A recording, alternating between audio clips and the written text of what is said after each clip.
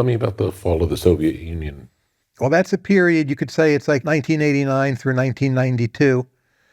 And a number of things happened. I would say a fundamental development is just the Soviet elites themselves stopped believing in their own system.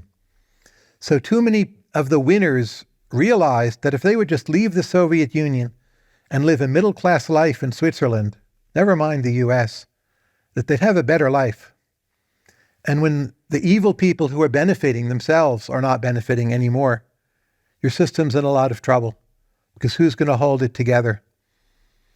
And on top of that, you had the United States with Reagan spending a lot more on defense. Basically, well, we're not going to let you beat us. We're going to stay ahead of you. U.S. had high economic growth in a big part of the 80s. And then the bottom falls out of the price of oil. So Soviet Union was a major oil exporter. And you could say that was the proximate cause, not like the fundamental cause. And why did that happen? More supply comes online. So you get Mexico, you get Venezuela, you get more discoveries in the Middle East. North America, more is discovered. So just more supply because the price was high in 79 and 73. So the Soviets relied on that money, and it was gone, at least for a while. Some of that came back, and that bankrupted them.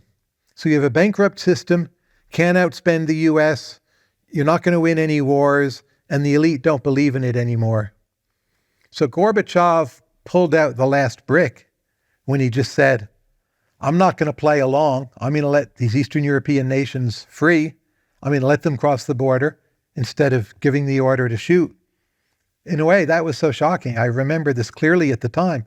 I thought, wow, this is great.